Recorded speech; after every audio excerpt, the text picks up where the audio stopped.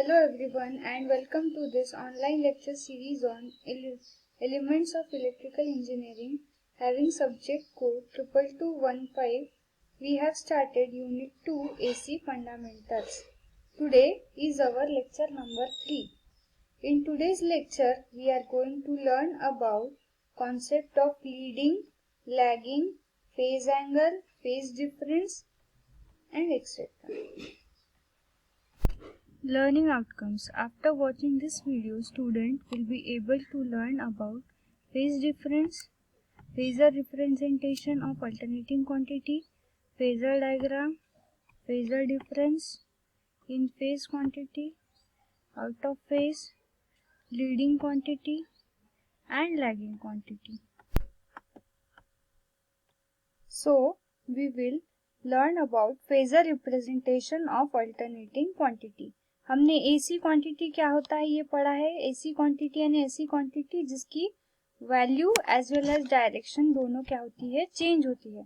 But AC quantity आपने देखा है कि AC क्वांटिटी हमेशा हम पॉजिटिव नेगेटिव साइकिल में रिप्रेजेंट करते हैं, पर उसके लिए क्या होता है कि वो वेवफॉर्म निकालना बहुत टीडियस हो जाता है, यानी बहुत कठिन हो जाता है. इसलिए हम उसे एक फेज में यानी एक स्ट्रेट लाइन में रिप्रेजेंट करते हैं, जिसको हम क्या कहते हैं, फेज. तो यहाँ पर आप देख सकते हो द अल्टरनेटिंग क्वांटिटीज वोल्टेज या फिर current in practice are represented by straight line having definite direction and length. तो अल्टरनेटिंग क्वांटिटी वो वोल्टेज भी हो सकता है और करंट भी हो सकता है. हम उसे एक स्ट्रेट लाइन के द्वारा रिप्रेजेंट करते हैं जिसकी एक डेफिनेट डायरेक्शन होती है और उसकी लेंथ भी होती है. लेंथ यानी क्या होता है, उसका मैग्नीट्यूड और उसकी डायरेक्शन. उसकी मैग्नीट्यूड और डायरेक्शन एसी वेव क्वांटिटी की क्या होती है, चेंज होती रहती है. तो वो जो स्ट्रेट लाइन जिसे हम रिप्रेजेंट करते हैं उसे क्या कहते हैं, फेजर. एंड और जो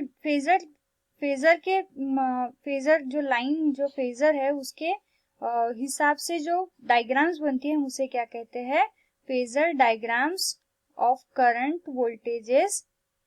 ठीक है, तो अभी आप देखेंगे कि कैसे अल्टरनेटिंग क्वांटिटी को लेके ये फेजर्स बनते हैं. तो जैसे जैसे ये अल्टरनेटिंग क्वांटिटी मूव होती है वैसे वैसे ये फेजर के डायरेक्शन भी मूव होते हैं, और जैसे जैसे उनका लेंथ है उस प्रकार से उनके डेफिनेट लेंथ भी है और उनकी डायरेक्शन भी है.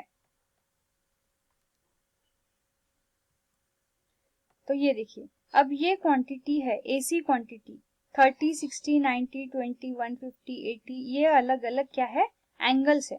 तो 30 डिग्री पर 0 से थोड़ा ज्यादा वैल्यू है एसी क्वांटिटी का.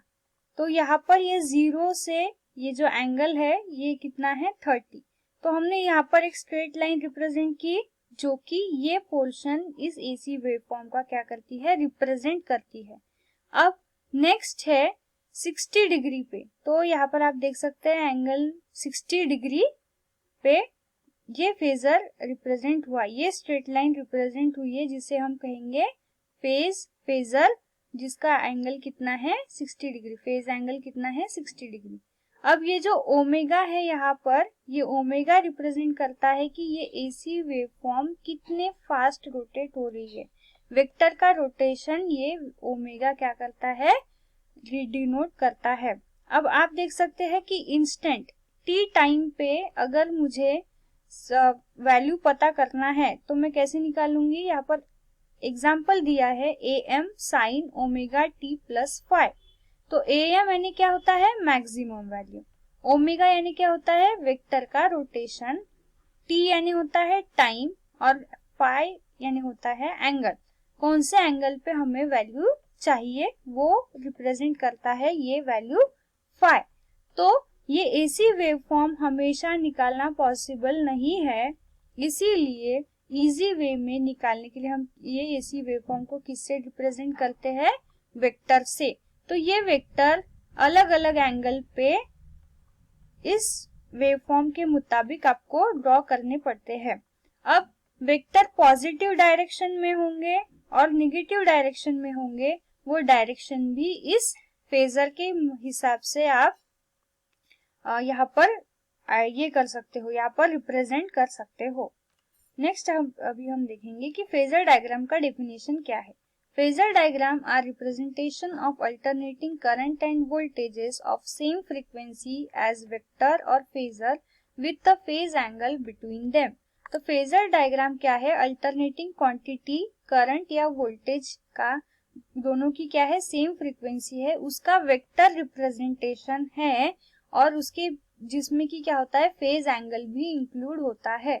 तो फेजर डायग्राम ये अल्टरनेटिंग क्वांटिटी का वेक्टर अल्टरनेटिंग क्वांटिटी का रिप्रेजेंटेशन है जिसमें वेक्टर भी होता है और फेज एंगल भी होता है। नेक्स्ट हम देखेंगे कि फेज डिफरेंस यानी क्या होता है। The angular difference between two sinusoidal waveform is called as phasor difference. अब फेजर डिफरेंस, दो ऐसी वेवफॉर्म है, एक 0 से स्टार्ट हो रही है, एक कहीं दूसरे जगह से स्टार्ट हो रही है, तो दो वेवफॉर्म के बीच में का जो डिफरेंस होता है, angular difference, length wise difference नहीं, एंगल का डिफरेंस जो होता है उसे हम कहते हैं फेज डिफरेंस या फेजर डिफरेंस।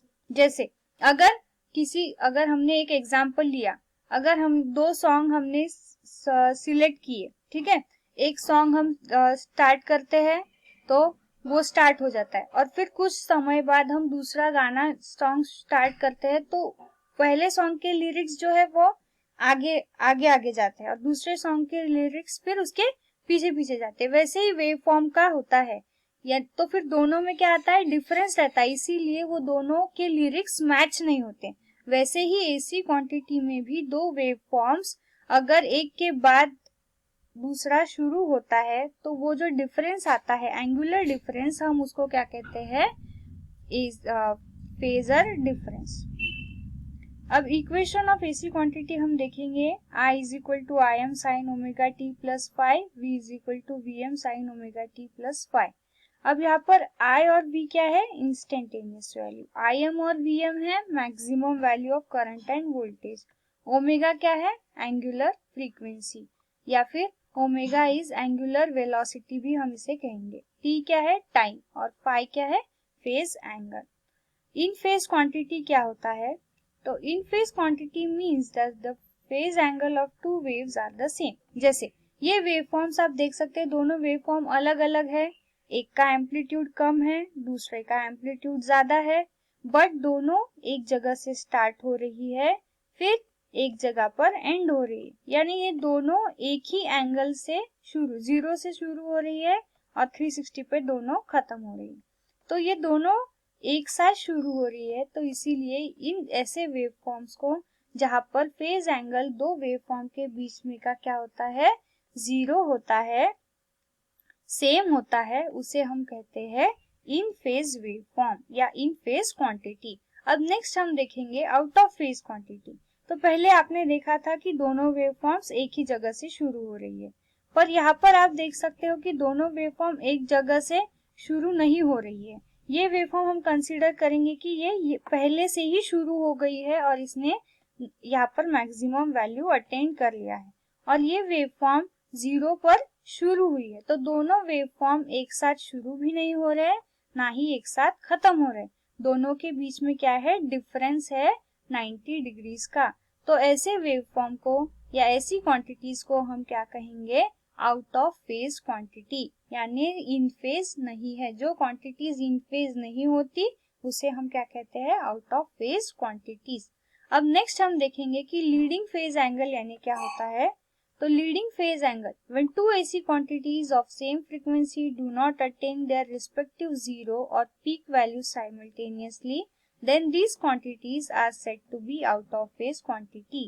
अभी हमने पढ़ा है कि आउट ऑफ फेज क्वांटिटी यानी क्या होता है कि जो अपना जीरो पोजीशन यानी जीरो पोजीशन और अपना लास्ट पोजीशन एक साथ जो खत्म नहीं करते, यानी एक साथ अटेंड नहीं करते, हम उस क्वांटिटीज को कहते हैं आउट ऑफ फेज क्वांटिटीज।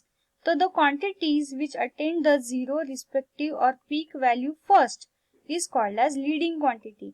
अब जो क्वांटिटी पहले अपना जीरो वैल्यू और अपना मैक्सिमम वैल्यू अटेन करती है, ऐसे क्वांटिटीज को हम कहते हैं लीडिंग क्वांटिटी। यानी जो दोनों वेवफॉर्म में से जो वेवफॉर्म पहले 0 पर या फिर पहले 90 डिग्री पर पहुंचेगी, उस क्वांटिटी को हम कहेंगे leading quantity.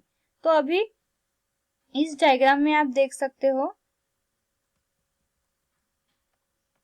in the following diagram the voltage attains its zero or positive peak first after an angle of phi. The current attains its respective zero or positive peak value, hence the voltage is said to be leading the current by an angle phi. तो यहाँ पर ये दो waveforms है, एक voltage का है एक करंट का है। अब जीरो वैल्यू वोल्टेज के वेवफॉर्म ने पहले अटेन किया है और मैक्सिमम वैल्यू भी करंट के पहले वोल्टेज ने किया है, यानी वोल्टेज क्या कर रहा है, लीड कर रहा है। तो हम क्या कहेंगे कि voltage is leading by an angle phi. Voltage is leading current by an angle phi. Voltage जो है पहले ही मैक्सिमम वैल्यू अटेन कर रहा है, करंट मैक्सिमम वैल्यू बाद में अटेन करता है। तो ऐसे क्वांटिटीज जो पहले जीरो या मैक्सिमम वैल्यू अटेन करते हैं, हम उसे कहते हैं लीडिंग क्वांटिटी। और ये एंगल फाई से लीड कर रहे हैं, इसलिए हम कहेंगे voltage is leading the current by an angle phi.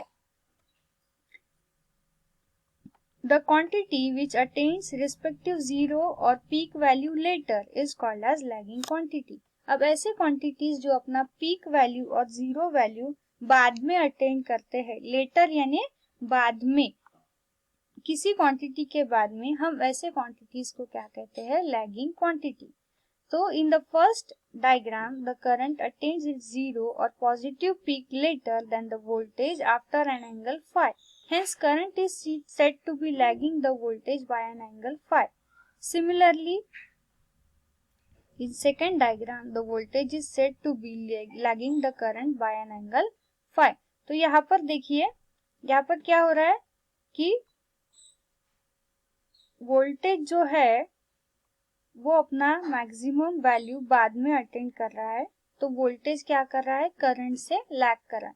Current ने पहले ही इधर कहीं तो अपना वो जीरो वैल्यू अटेन कर लिया है और वो यहाँ पर मैक्सिमम वैल्यू अटेन कर रहा है, और वोल्टेज जो है जहाँ पर करंट मैक्सिमम वैल्यू अटेन कर रहा है वहां से वोल्टेज शुरू हो, यानी वोल्टेज क्या कर रहा है, लैग कर रहा है करंट को बाय एन एंगल फाई। तो लीडिंग यानी आगे बढ़ना और लैगिंग यानी पीछे रहना। अगर कोई क्वांटिटी पहले ही जीरो या मैक्सिमम पोजीशन अटेन कर लेती है तो हम उसे कहते हैं लीडिंग क्वांटिटी। वही अगर कोई क्वांटिटी बाद में किसी वेवफॉर्म के बाद में अगर जीरो और मैक्सिमम वैल्यू अटेन करती है तो हम उसे कहते हैं लैगिंग क्वांटिटी।